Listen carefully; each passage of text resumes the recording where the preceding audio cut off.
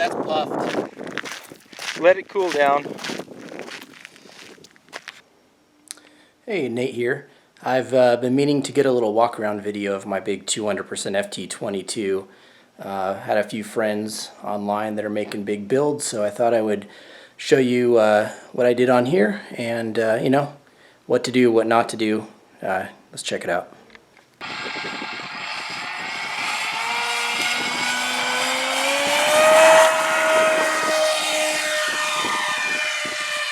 So first of all, let's talk about some of the building materials. I used 1/2" Elmer's board, which if you want to see the comparison between regular, you can see it right here, it's pretty thick. One major difference too with this stuff is this paper, it's much different than this paper. This on the Dollar Tree stuff will just peel right off. This stuff, it's much thicker. I don't know if it's layers, but man, it's really strong stuff. Also, this, you know, it bends really easy. This, I feel like it's stronger than if you know, had 2 layers of this. So I don't know if it's a higher weight foam or maybe the paper helps with, but pretty strong stuff.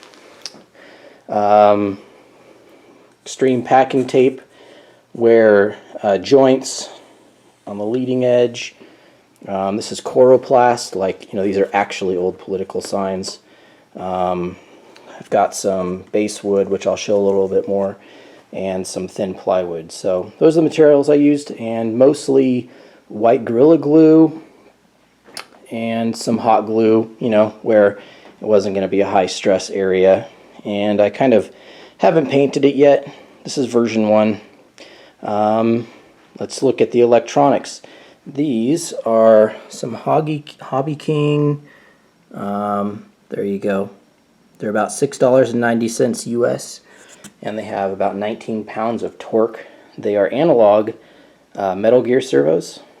I'm not sure what this is, like some steel piano wire cable. It fits. I just barely have to drill these holes out for it to fit. And because it's going to be so long, I used some hard straws from the dollar store here. My control rods are actually, or control horns are actually, well, toothpicks. You might be able to see it better when I flip this over, but I also use some straws back there. Let's see, what else? Well, let's just look at the top, and then we'll look at the bottom. This is exactly the same construction as the regular FT-22 from Flight Test. It's just simply larger. You can kind of see in here, I glued in some coroplast on the insides just to give it a little more structure so it could bend. There's quite a lot of room, so I have, you know, electronics kind of stuffed in here. Let's see here. You can kind of see back here I have this same size wood, but it goes all the way across underneath, which you'll see when I flip it over. And that was to kind of distribute, kind of take some of the vibrations, and then another piece on top and a piece here for the motor. And then I just have both ESCs, you know, right there. So I was kind of worried about the back, and just as a test, instead of making like a tape hinge, I actually just left this all one piece and just cut underneath. You can kind of see it right there. Just made like a 45 on each side, just to give it a bunch of surface area to kind of glue and tape down there.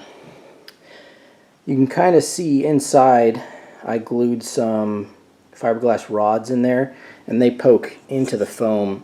And then I also glued both sides, and I mean those are really on there. They ain't moving. I'm not sure if we can see it.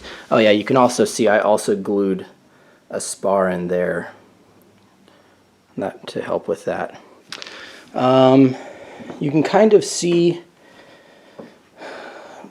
kind of made this kind of a sharp edge, just to make it, I don't know, more aerodynamic, and I taped that.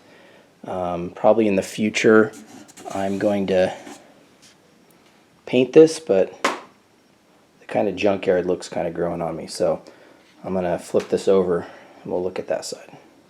Okay, we are flipped over. If you've seen my videos on flight test, you'll know that I had retracts on here at first.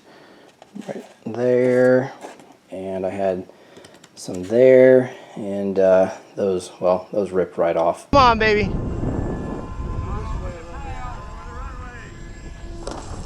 Ah. Are you out? Yep, I'm out.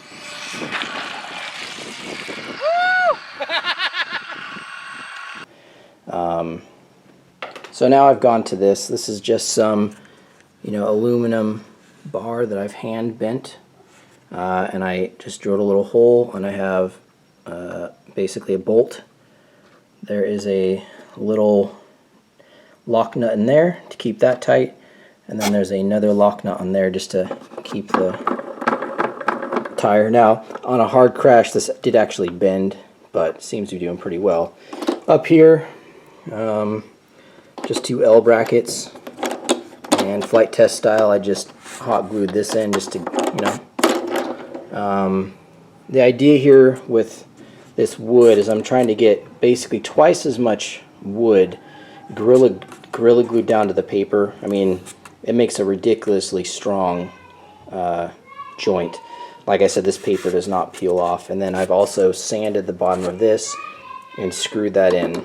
And except for the fact that I had a really hard crash because I had to dead stick land, that's why that ripped off. So doing a normal landing, these should be pretty good. You can see here where I took just some kids straws just to get it back. And one thing I had to do though was I found that while it got rid of slop in this direction, when I put this bend in it, it turned into that much slop. So I had to put this, I glued in a zip tie here. So there's just a little bit.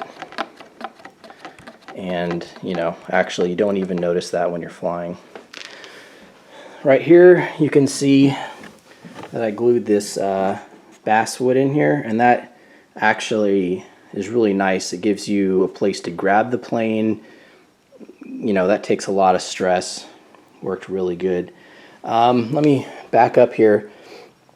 Basically where all of this extreme tape is, those are places where this right here is where I joined 2 pieces because 20 by 30 piece of foam couldn't do this whole thing. Same thing right here. But these right here, those are actually where I cut in and put fiberglass rods and then taped over the top. So this whole thing has 1, 2, 3, 4, 5, 6. So thing's pretty rigid. And then to go from nose to tail structure, I basically am just relying on this piece of foam. So those are NTM 3536A 18 kV, 1800 kV with 8x6 props. So you're looking at about a 2,000 watt power system. And I think that's basically it as far as the build techniques. I don't know if there's anything else you can really see in there. It's just a bunch of servo wires all going up. So one other thing I found was with this many full-size servos, I had to have more than one 5-amp UBEC with the retracts.